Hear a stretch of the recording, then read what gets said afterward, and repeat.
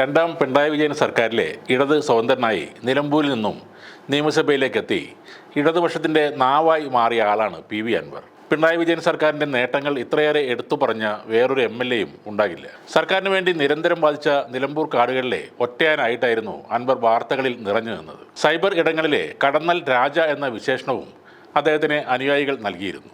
Water theme പാർക്കും വിദേശത്തെ ഖനികളുമൊക്കെ വിവാദങ്ങളിൽപ്പെട്ടപ്പോഴും അൻവറിൻ്റെ CPM കൈവിടാതെ കൊണ്ടു നടന്നിരുന്നു. ജപ്പാനിൽ മഴ പെയ്യുന്നത് ഇവിടുത്തെ നീരാവി കാറ്റടിച്ചു കൊണ്ടുപോകുന്നത് കാരണമാണെന്ന അൻവറിൻ്റെ ശാസ്ത്രീയ വിശകലനവും ഏറെ ജനശ്രദ്ധ പിടിച്ചുപറ്റിയിരുന്നു. എന്നാൽ സോഷ്യൽ മീഡിയയിൽ അൻവറിൻ്റെ ഇടതു സ്നേഹവും പ്രതിരോധവുമെല്ലാം ആരാധകരെ ഉണ്ടാക്കിയിരുന്നു.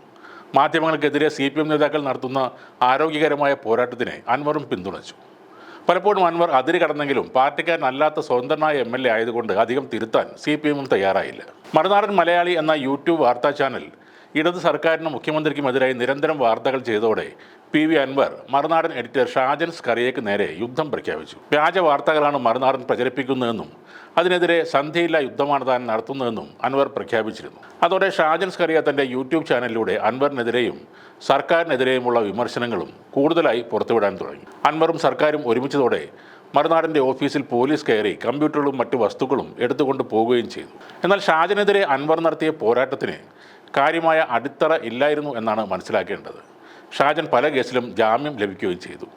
പിന്നീട് സ്വർണ്ണക്കടത്തും ADGP MR അജിത് കുമാറിൻ്റെ വിഷയത്തിൽ ഇടപെടലും ഒക്കെയായി അൻവർ പാർട്ടിക്ക് തലവേദനയായി മാറി. അതോടെ മുഖ്യമന്ത്രി വരെ അൻവറിനെതിരെ തിരിഞ്ഞു. അതോടെ അൻവർ പുറത്തായി. ഒടുവിൽ തൃണമൂൽ കോൺഗ്രസിൽ അംഗമായി. ചേലക്കരയിലും പാലക്കാടും സ്വതന്ത്രരെ നിർത്തി തോറ്റു. ഒടുവിൽ UDF ഘടകകക്ഷിയാകാനുള്ള നീക്കമായി. അവിടെയും ശ്രമം പാളിപ്പോയി. ഇപ്പോൾ നിലമ്പൂരിൽ ഒറ്റയ്ക്ക് മത്സരിക്കാൻ ആഗ്രഹമുണ്ടെങ്കിലും അതിനുള്ള ശേഷി തനിക്കില്ലെന്ന് പറയുകയാണ് പി.വി. അൻവർ. തൻ്റെ കയ്യിൽ നയാ പൈസയില്ല. കോടികളുണ്ടായിരുന്ന തൻ്റെ കയ്യിൽ ഇപ്പോൾ ഒന്നുമില്ല. ഒരു മുതലാളിയും തനിക്കൊപ്പമില്ല.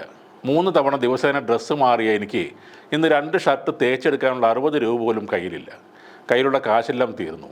എല്ലാവരും ചേർന്ന് എന്നെ മുക്കിക്കൊന്നു. ഇനി ഞാൻ UDFിലേക്കില്ല. മത്സരിക്കാൻ എനിക്ക് ശേഷിയില്ല എന്നാണ് അൻവർ പറയുന്നത്. പണമില്ലാത്തത് കൊണ്ടാണ് മത്സരിക്കാത്തതെന്നും ജനങ്ങൾ തനിക്ക് 1000-ഉം 2000-ഉം 500-ഉം കൊണ്ടുവന്ന് അൻവർക്ക് നോമിനേഷൻ കൊടുക്ക് നമുക്ക് നോക്കാമെന്ന് പറയുന്നുണ്ടെന്നും അൻവർ പറഞ്ഞു. ഞാൻ എന്ത് ചെയ്യാനാണ്? വട്ടച്ചെലവിനുള്ള പണം കൊണ്ട് തരാമെന്ന് എന്നോട് പറയുന്നത് ഇവിടുത്തെ സാധാരണക്കാരായ ജനങ്ങളാണ്. അൻവർക്ക് ഞങ്ങൾ എന്തെങ്കിലും ചെയ്തു തരാം, വാർഡ് ഞങ്ങൾ നോക്കാം എന്നൊക്കെ പറഞ്ഞ് ഈ ഓട്ടോ തൊഴിലാളികളും ടാപ്പിംഗ് തൊഴിലാളികളും എന്നെ വിളിക്കുകയാണ്.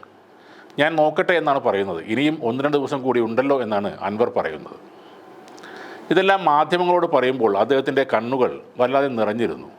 വളരെ വികാരാധീനനായിട്ടാണ് 2 മുന്നണികളും ചേർന്ന് എന്നെ തകർത്ത് ഒന്നും ഇല്ലാത്തവനാക്കി എന്ന് അൻവർ പറയുന്നത്.